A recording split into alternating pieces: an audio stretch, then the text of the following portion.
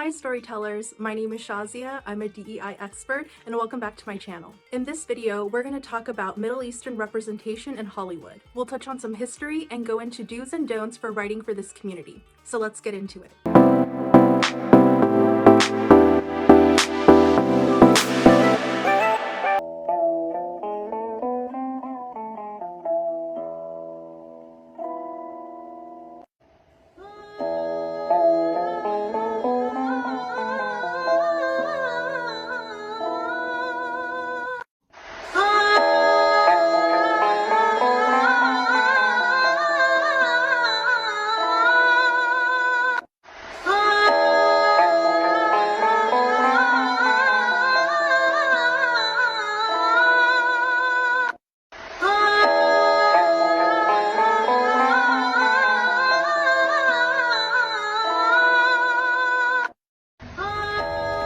Welcome, my friend.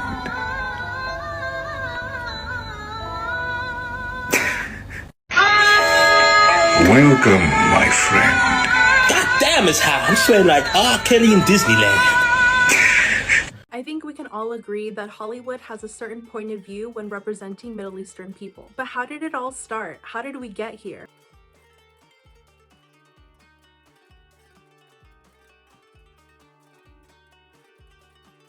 Well, this perspective has roots in Orientalism and has evolved over time to suit certain political agendas. Orientalism refers to the imitation or depiction of the Eastern world through a Western lens or perspective and narrative. The idea is that by dominating a narrative about a certain country or region, you can start to control how that society starts to view themselves. So by around the 1700s, we get French paintings of salacious scenes with scantily clad women or weird-looking men or underdeveloped scenery. There tends to be a representation of people with low morals as compared to a white hero or protagonist that can be counted on to save the day, meaning Middle Eastern people are primitive and backwards, whereas the West is advanced and civilized. A very well-known piece of Orientalist material is the original Aladdin story, which was actually written by a Frenchman named Antoine Galland, and we can see how those themes and elements have translated into more modern depictions of the same story. Around the 1970s, we start to see a new version of the Middle Eastern representation, which revolves around the character of a rich Arab sheikh,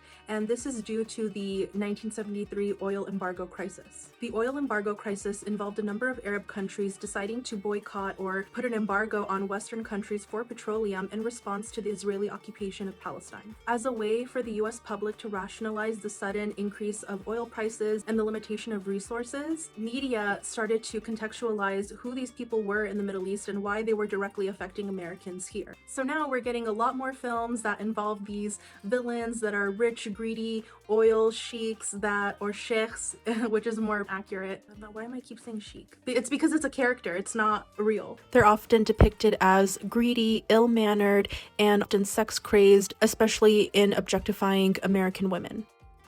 Oftentimes they're depicted in wearing only white robes and having a type of headwear with the black band around it, which is actually only specific to one country in the Middle East. Yet somehow the head wrap and long robes has become a main symbol and representation for all Arabs and all Middle Eastern men. Now we're at the period of history that has actually impacted me the most personally, especially in terms of representation, and that's 9/11. Following the tragic events, Muslims and Middle Easterners are now center stage in American media, not only in news outlets but also in our film and television as well. My TV screen was now filled with extremists and fighting camps and terrorists and just these really awful depictions of what they were claiming Muslims to be. Words like Iraq and Afghanistan were being used interchangeably without really any thought or consideration and just becoming like this monolith of what an Arab or a Muslim person is, which now translates into our fictional media. We have a lot more movies that have villains of terrorists, Middle Eastern persons acting out villainous plots involving bombs or involving hijackings. But not only are they being portrayed as terrorists, Middle Easterners are now also being portrayed as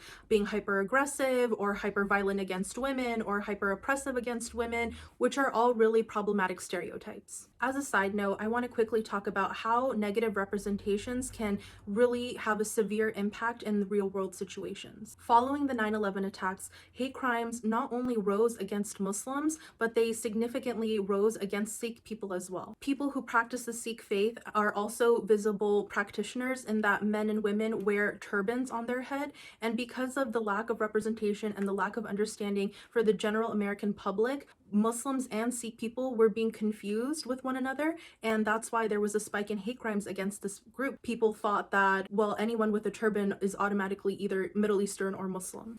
And that's probably because a lot of the movies we've seen up until that point depicted Middle Eastern people with large funny hats. Yes, representation does matter not only for the collective healing for all of our identities, however, it matters so much more when it has a real world life or death impact. The result of bad representation is the creation of a monolith identity for a vastly diverse group of people. Constant representation of political instability and poverty has led to real world intervention by military powers into the Middle Eastern region. Negative representation has also hit closer to home with things like the Muslim ban and how public perception has informed governmental policies on how Middle Eastern people or Muslims should be treated. Recently, we've seen Middle Eastern people being barred from positions of power, particularly in government, and that's all a result of public perception of who these people are, which takes us into our next section.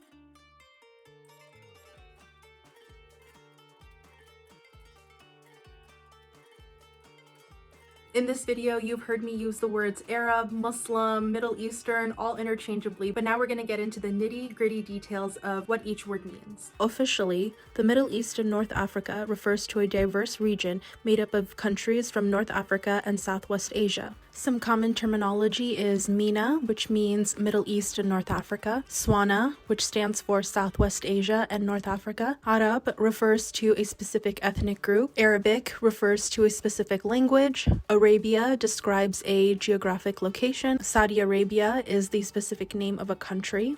Islam is the name of a religion, and Muslim is the name for someone who follows Islam. 20% of the global Muslim population are actually Arab, which is a common misconception. A lot of people think that all Muslims are Arab, but that's only 20% of the population. 63% of Arab Americans are actually Christian, making them a majority, whereas only 24% of Arab Americans are Muslim. However, in the region, 93% of people are actually Muslim. This is all to say that Muslim does not equate to Arab, and Arab does not mean Muslim. Aside from the Arab majority, some minority ethnic groups include Turks, Berbers, Persians, Kurds, Azeris, Copts, Jews, Assyrians, Maronites, Circassians, Somalis, Armenians, and Druze, all of whom can fit under the label of SWANA. SWANA is a popular term within minority groups because it isn't often associated with the Arab majority. When people usually mention Middle East, they often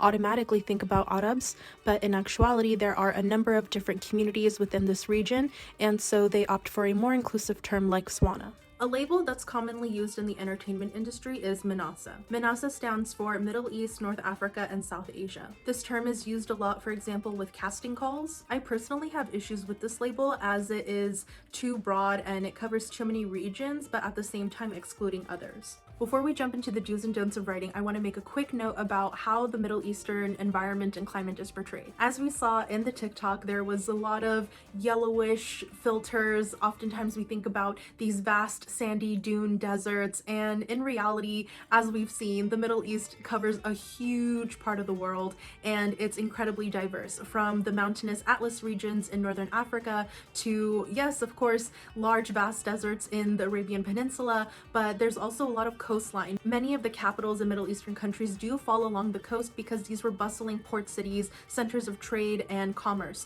So I highly recommend thinking about that if you want to set your story in the Middle East.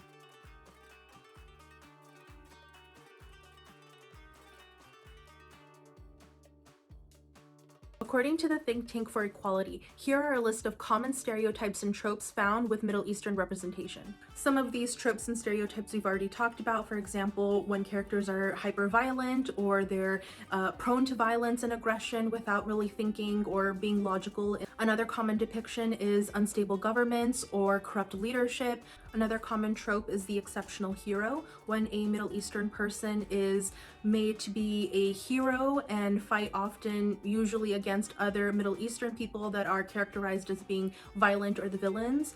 A really common plot and trope that we see a lot is the identity crisis trope, and this is when Middle Eastern people are faced with an identity crisis in that they're wanting to distance themselves from their cultural or religious identities and want to adopt more of a Western identity, but which is, I think, something maybe we can all have related to at some point, but it's that othering of their cultural and religious identity that's problematic. It's positioning the Western identity as the ideal identity versus the other ones, which are usually categorized as, being other or backwards or uncivilized. A trope I'm sure we're probably all familiar with is the white savior trope, in that Middle Eastern characters are positioned in a way that they are victimized or need saving by a white hero, and oftentimes they need saving from their own circumstance or like their own families or their own culture or their own society, and that's obviously just problematic because it just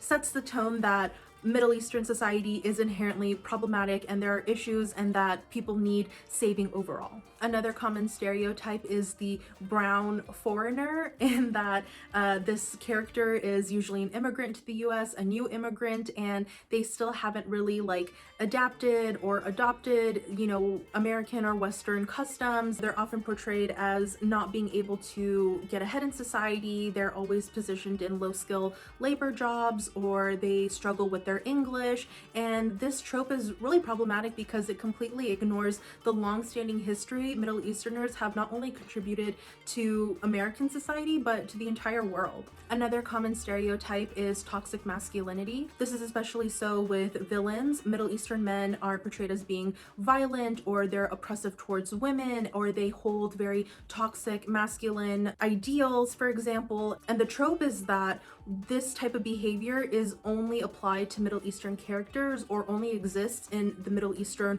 world and setting, when actually toxic masculinity or oppression of women is a global and universal problem. Our last trope is about Middle Eastern characters being either extremely rich or extremely poor. There's no in between. And that just goes back to the original stereotypes, right? Of a rich Arab sheik or people being impoverished and in war-torn lands. There's no in between, when in reality, that's majority of people are in between. So now that you know everything you need to avoid while writing a Middle Eastern character, here's a list of things that you should absolutely consider. Reframing the perspective. Ensure stories about Middle Eastern people are told from their point of view, and that the stories cover a wide variety of aspects of their life, whether it's religious, cultural, romantic, career, schooling, whatever it may be. And you must absolutely avoid telling the story from the lens of a Western person, especially grounding the story in political messaging. Try showing a variety of Middle Eastern people, right? Not every Middle Eastern person looks the same,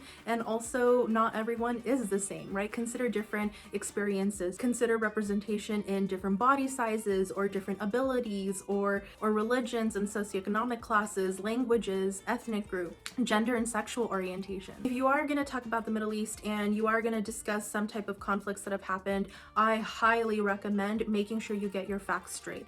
When telling a story that recounts moments in history, it's so important that you are telling the story from the perspective of the character that you're writing about. So that means if you are writing from the perspective of a Middle Eastern person, it doesn't make sense to have the plot follow a Western narrative of a Middle Eastern history or conflict. Highlight cultural practices. Show Middle Eastern people having fun being Middle Eastern. Show them having fun celebrating their cultures, celebrating their identity, celebrating their religions. Oftentimes, good Middle Eastern characters are written as being more Americanized or more Westernized, and all that is fine, but there are also happy Middle Eastern characters that should be proud of their culture. Make sure you talk about global contributions. Throughout history, Middle Eastern folks have had huge contributions to our society. For example, we wouldn't even know anything about Greek philosophy if it wasn't for the Islamic Empire and the Arab scholars. They learned Greek and translated all the Greek works into Arabic. And from Arabic, European scholars translated it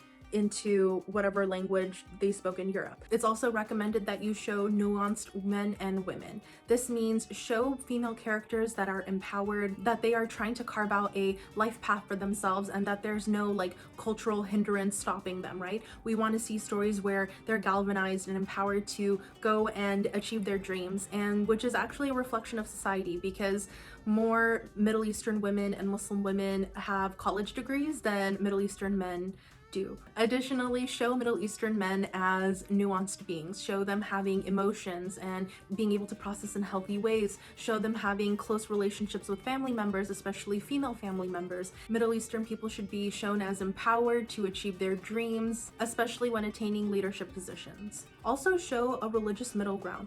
People are more than their religion or ethnic identity. We know that Middle Eastern is often associated with Muslims. However, as we saw earlier in the video, the region is filled with a number of different religions, which takes us into the next highlight, which is unity. Portraying Middle Eastern communities as diverse but also unified is so important. There's a lot of great relationships among different faiths in the region, and that should definitely be portrayed in cinema and media. The last recommendation from the Think Tank for Equality fact sheet is jobs. Make sure you show Middle Eastern people have a variety of jobs and careers, that either they're not all working low-skilled labor jobs as taxi drivers. Show characters having a wide variety of jobs, from being a doctor or an artist. And the last bit of advice is from my own personal 2 cents, which is don't overthink it. For example, if you have the story of Harry Potter, all that would need to be done is change his name to like Ahmed Abdul Hakim or something, and it doesn't need to be said. It doesn't need to go into, oh well, Ahmed's family is from Egypt and they immigrated to, you know, England after, you know, 3 generations ago, and so no, like we don't need the backstory, right? I think that's where people have issues with diversity and representation, is because they think it needs to be blasted on their foreheads or shoved down people's throats, when in actuality it's just a simple representation. Whew. So if you made it this far, hopefully you're a little bit more confident in writing for a Middle Eastern character or writing in a Middle Eastern setting. In this video, we went over a very brief history of Middle Eastern representation in US media. We've also learned about what does Middle Eastern mean and what it actually is. And we also went into some do's and don'ts for writing for a Middle Eastern character. If you found this video helpful, please like and subscribe. Also comment below which communities and representations you'd like me to cover in my next video. Until next time, storytellers, bye!